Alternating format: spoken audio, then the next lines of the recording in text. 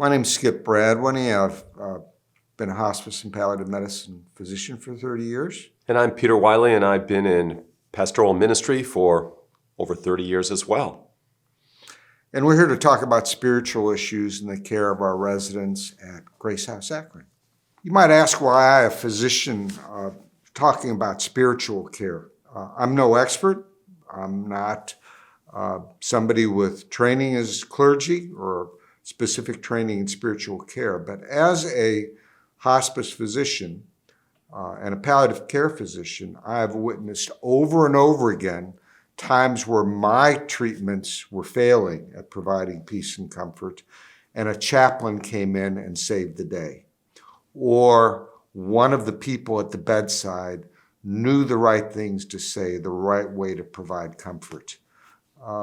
And there are other times, many other times, where it required the chaplain and the physician or nurse practitioner or healthcare provider working jointly to achieve, help the patient achieve a peace that they couldn't have done, either one of them couldn't have done alone. So that's why I thought it was important for me to participate today. Not that I can provide any help to Peter in this, but I wanted to emphasize how important it is that we work jointly. Spiritual well-being is really a sense of personal peace.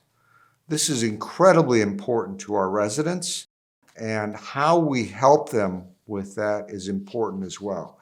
It's as important as everything we do to provide care for our residents. Now, a few words about the importance of spiritual care. Spiritual beliefs affect how a person lives and dies, how the patients and loved ones' acceptance of end-of-life care proceeds. And end-of-life care is holistic. It's all-encompassing. To be effective, it has to be team-based and holistic. That means we care for the spiritual person, we care for the medical person, we care for the social person in terms of their family, their loved ones, all those surrounding them. So it's holistic, and for it to be holistic, we need to pay attention to spiritual care. What are some of the possible spiritual needs of the dying that we might identify just in speaking with them? The need to give and receive love, the need to give and receive forgiveness, finding meaning and purpose in life as death approaches. This becomes critical. This may result in them doing life review, telling their story, and they sometimes need help with that. That's part of spiritual care. They may be seeking hope in life after death. And they're also seeking some acceptance of their own legacy, of their own life story. What are some of the possible spiritual needs of the dying? It's not applicable to every resident. Everyone's different. Some may want to complete unfinished business, and this could include mending broken relationships, reconciling with loved ones they haven't spoken to in a long time, maintain positive relations with God and others. It may mean that they need to better understand the dying process for themselves.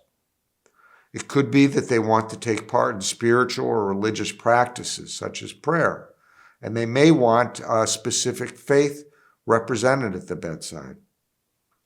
It's also about finding acceptance of themselves and the ability to be at peace with oneself as death approaches so that they can die with dignity.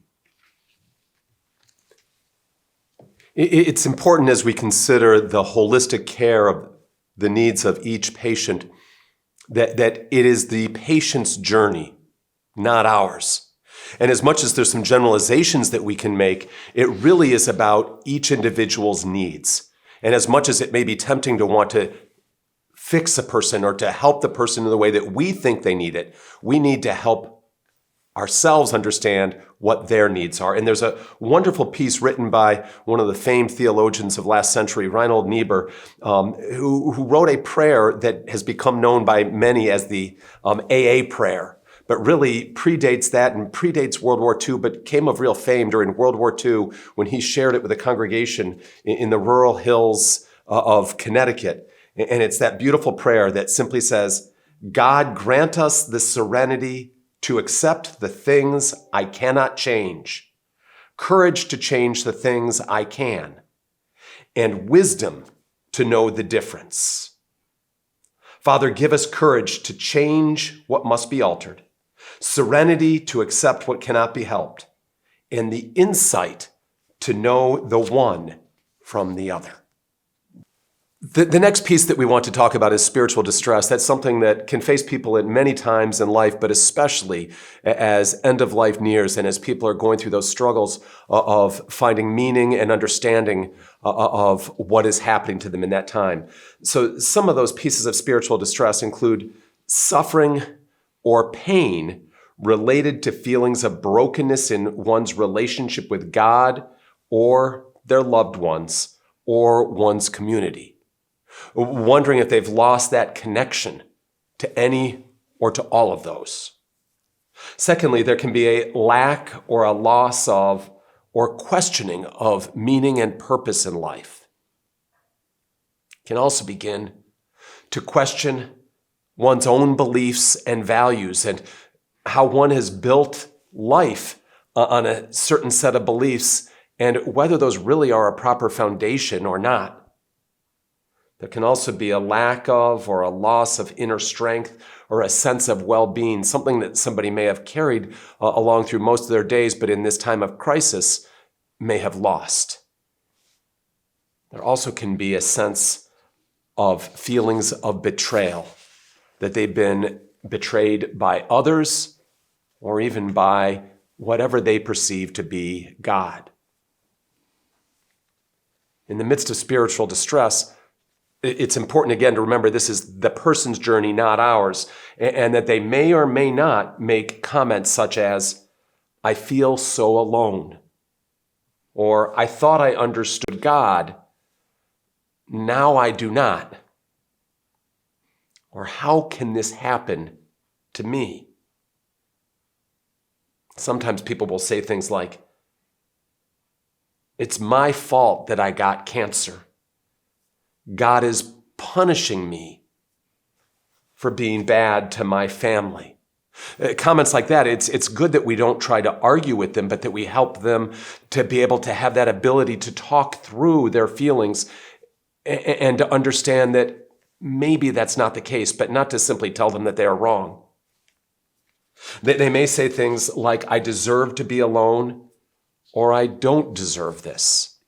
And again, we need to listen more than we need to speak and help them process what they need to process. Signs of spiritual distress can include anger, frustration, defensiveness, a real sense of hopelessness, depression, to be anxious, a desire for suicide, or to hasten their death, that they are ready to simply be done.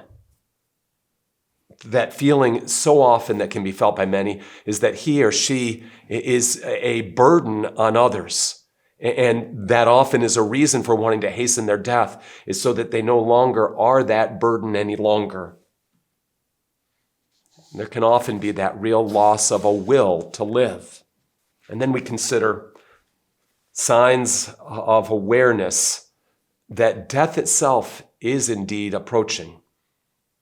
There can be withdrawal. Somebody who may have been very talkative in the days before may retreat within. There can be a real lack of interest in material things, not caring about their belongings anymore, whatever belongings they happen to have.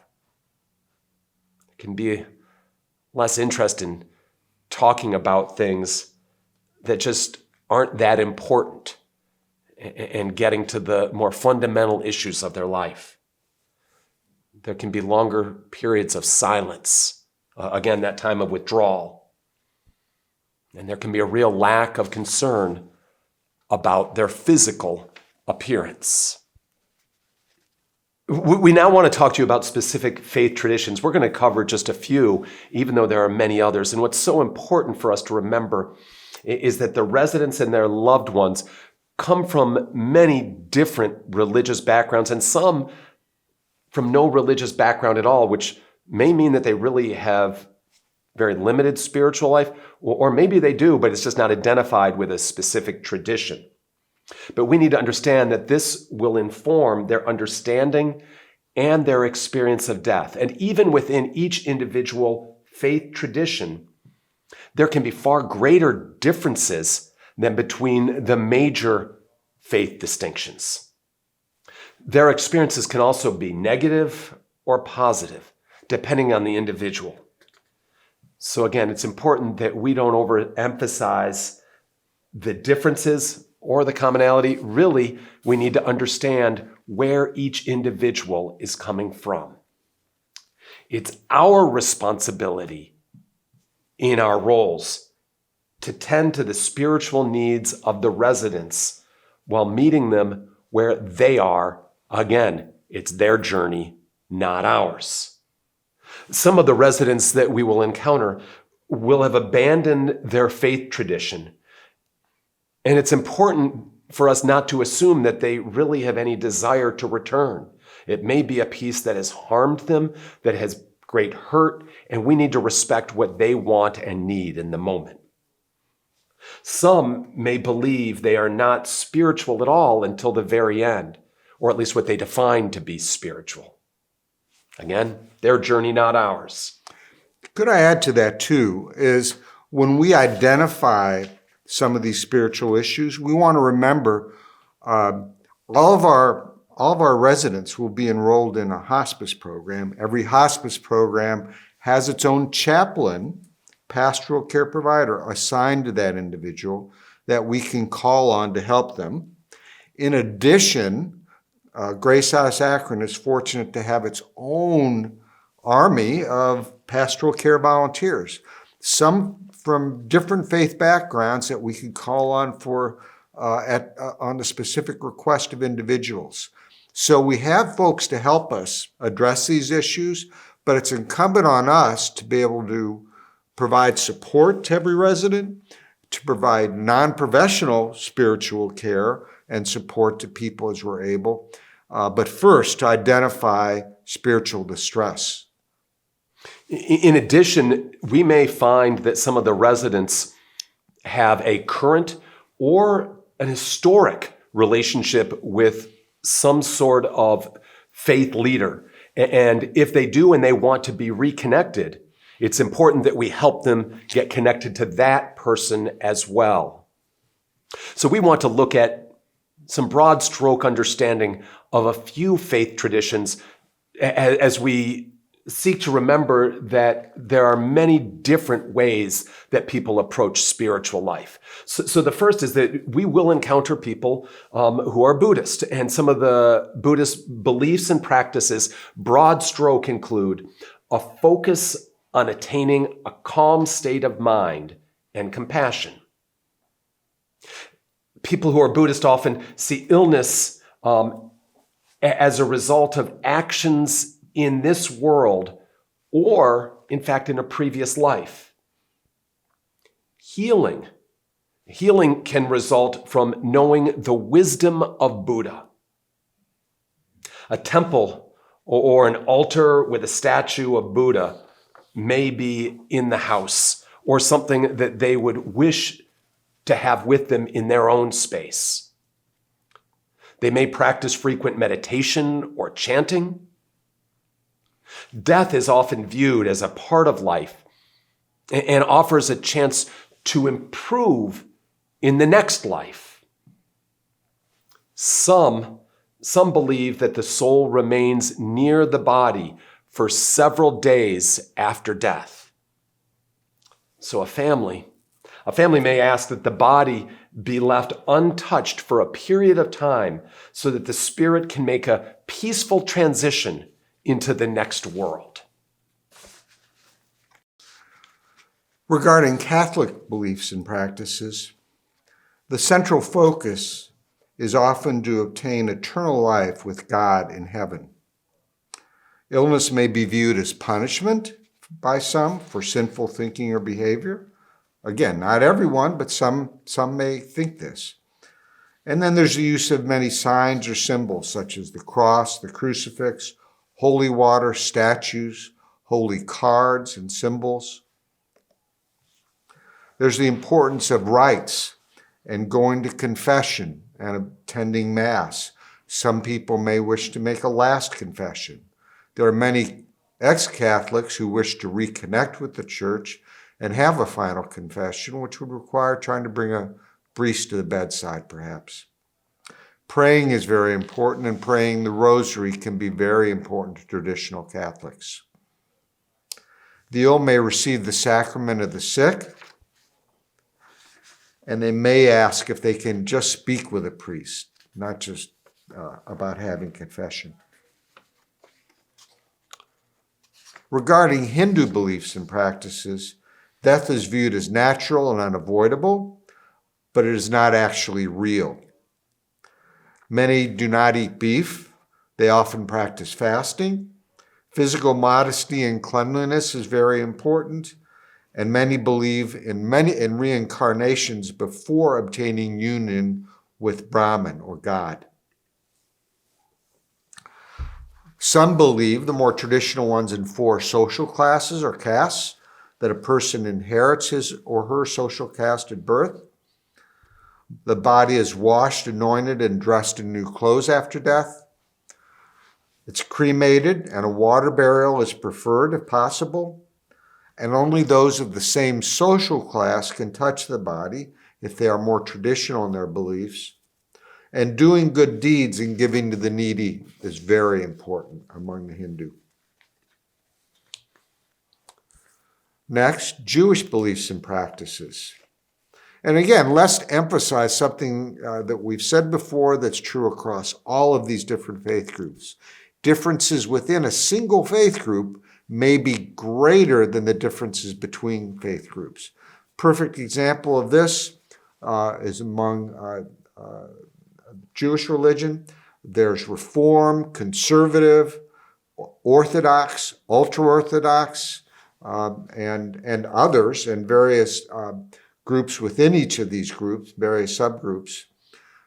And these beliefs vary across all of these groups. So the beliefs I'm going to describe are more descriptive of more conservative or orthodox beliefs, but can be held to varying or lesser degrees by Reform Jews. Burial occurs as soon as possible after death, hopefully by 24 hours. Death may be followed by 7 days of intensive family mourning, and this is called Shiva. You may hear of families sitting Shiva in their homes and taking visitors at that time. Death is not to be feared, as it is natural and comes from God. The soul exists before the body and continues to live after the body is dead. Kosher foods may be eaten, although in the United States, the majority of Jews do not keep kosher. They should be made available if possible for those who request it, and some may simply wish to avoid pork and shellfish. As death approaches, many may wish to recite the Vidui prayer.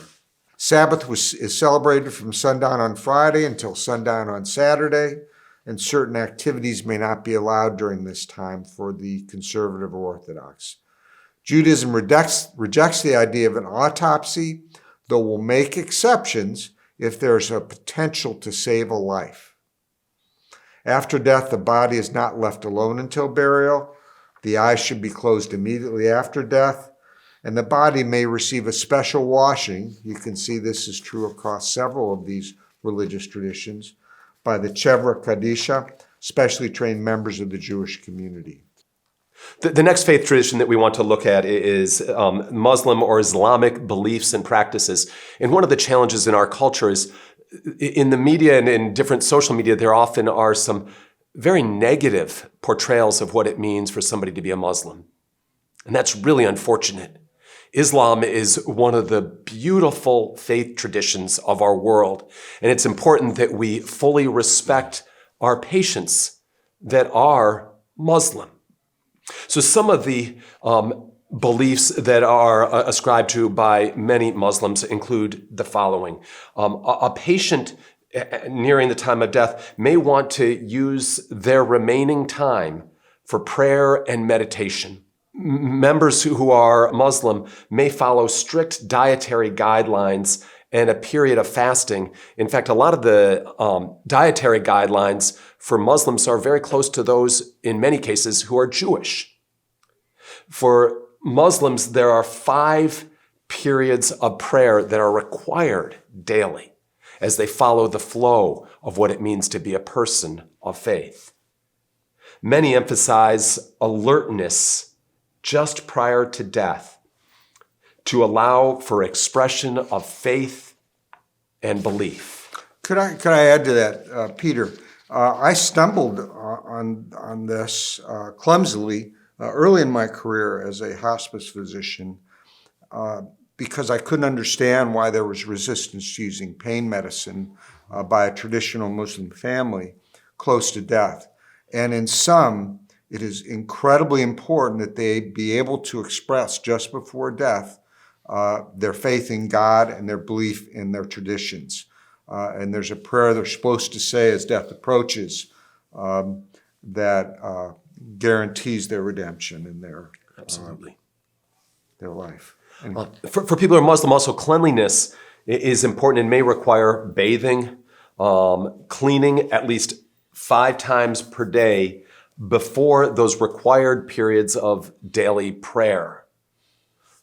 Personal hygiene provided by persons of the opposite gender can be very distressing. And it's important that we respect the need of each individual again and what is going to bring them comfort and make sure that we don't intrude upon that. Death for Muslims is considered a natural process and in fact a return to God. The dead body receives a special washing, again, by a person of the same gender, specially trained members of the Islamic community. And then we want to consider Protestant beliefs and practices. And here again, it's really important for us to remember the incredible variety of Protestant beliefs, and especially not if you happen to be Protestant, not to assume that just because the patient is Protestant, that they have the same beliefs as you do. Some of the beliefs that Protestants may have include God is a holy being from whom many Protestants believe exists within the Trinity of the Father, Son, and Holy Spirit. Again, some Protestants will see that in a more literal sense. Others as the best expression to understand how to talk about God in the breadth of who God is. For most Protestants, God is best understood through the Bible or using the Bible as the prism, the lens to best see and understand God. God is seen as the one who loves, protects, for some judges, and forgives. Again, in some people's eyes, that it's essential that the people ask. For others, they will simply see that God just is a forgiving God that forgives all, regardless.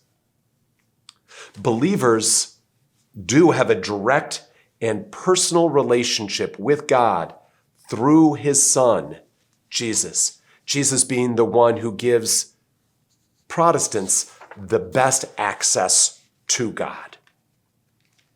Some may, and some may not, focus on salvation through the gift of God's grace in Jesus' death. Some may, and some do not, have a belief in afterlife. Heaven is promised based on personal salvation. For Protestants, some of the most essential practices include prayer, scripture, communion, and baptism. It's important as we consider what it means to care for the patients at Grace House, that the spiritual care is always an important piece to make sure that we include in the holistic look at each individual. And when we do so, it matters immensely that we are first and foremost good listeners to listen to best understand the needs of each individual patient. We need to avoid imposing our own beliefs, our own understandings on the residents and or their loved ones. We need to allow the resident and the loved ones the ability to express their feelings, their fears, their spiritual concerns. That's central to being a good listener, to help them be able to speak of their own needs. And that's why we need to make sure that we never rush the resident or their loved ones. It's helpful to ask questions, to encourage the resident, to encourage the loved ones, when appropriate, to talk about their beliefs or their lack of beliefs. Don't make judgments. Don't make comments about what they have to say. These are their beliefs. Always allow space for the resident to review his or her life. And this may take time and only happen after we've built a sense of trust that we are a safe space for that person to speak. In doing so, we have to be comfortable with allowing for periods of silence and acceptance. Could I add to that, Peter? You may not realize that when you're being a good listener, you are providing great spiritual care. This is where we can add to our pastoral volunteers, our chaplains, the clergy that come to the bedside. Just being a good listener, sometimes just being present and quiet and recognizing and validating that person's existence is tremendous spiritual care and perhaps more important than anything else we do in some ways. My suspicion, Skip, is that you've had the same experience as I have, that often, and it's somewhat troubling at times, I'll meet with somebody and I will simply just listen and nod my head and they'll finish and say, "Oh, you solved it for me. Yeah. You gave me the greatest wisdom and I have not said a single word." Yeah. So it does make us sometimes wonder where wisdom comes from. And often wisdom is found in the silence, in the listening. Yeah, sometimes I have to tell myself to press my upper lip against my lower lip and count to 30 and to suppress the urge to speak and just to listen. But every one of our volunteers and our workers that is at the bedside is providing spiritual care by being present, by being kind, and just by listening. We wanted to emphasize that. And that all happens in developing a trusting relationship with the patient. And it happens when we express an interest, when we have open-ended questions and then simply allow them to speak and to share what they need to share in our efforts to make sure that we validate the resident's life and that they matter. Often at the time of death, whether it's somebody in Grace House or anywhere, questions the meaning of their life. And by our ability to affirm that their life has mattered makes an enormous difference. It also matters that we show real respect. We don't have to agree with or ascribe to, but to show respect for their spiritual beliefs and practices and not impose our own upon them. Again, it's validating the importance of that person's life and letting the resident and the loved ones of the resident know that we care about them. Finally, it's important that we help patients finish unfinished tasks if, and the if is important here, if that's important for them. So we need to talk with the team about any such tasks identified by the resident. If the resident and the team agree, help in letter writing, making phone calls, and allowing the patient to talk through a relationship that needs mending. And again, it's helping them to do the work they need to, even if the person on the other end of a broken relationship may or may not respond, but allowing them to reach out in the best way possible for them. Encourage the presence of loved ones if there are, if the resident desires to see them. Encourage the patient to discuss spiritual concerns with clergy or with a chaplain. Each hospice will, in fact, as Skip mentioned earlier, will assign a chaplain. And Grace House will also have volunteer chaplains when needed, or helping connect, again, that patient with a former or current clergy person that they may already have a relationship with. It's important to be aware of your own spiritual beliefs and needs along the way. Become comfortable with your own spirituality and accept the beliefs of others at the same time. Always do all in your power to avoid imposing your own beliefs on residents and loved ones. Share any issues that may concern you with the team. Again, you are never in this alone. Only pray with the resident if they request it, if they want it, and only to the degree that they are comfortable. Always provide a pleasant, home-like, peaceful environment, including music, scenes of nature, flowers, and whatever else is helpful for the patient. So finally, in summary, spiritual care is the care provider's response to the resident's search for meaning and hope, and perhaps a need to connect with a superior force or being, whatever it is that may be God or that greater being for that individual.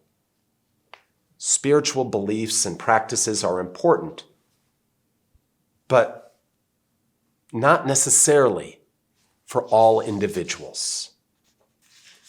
The residents' and loved ones' spiritual needs may in fact include experiencing and communicating love, forgiveness, and acceptance, finding meaning and purpose in their life, taking part in that final review of their life, maintaining hope and peace. What is a good death for each individual differs. And in the spiritual care for each of the patients, it's important that we understand that it needs to be their journey, what matters for them to find peace in those days and in those hours. Then finally, we want to share a piece from the Celtic books of Living and Dying from the 11th century. It simply says, "May you have the commitment to know what has hurt you, to allow it to come close to you, and in the end, to become one with you." Thank you. Thank you for the gift of caring for the spiritual needs of each of the patients and taking seriously who each individual truly is and helping them to fulfill their journey in the best way possible. Thank you, Peter, and thanks to you all for listening.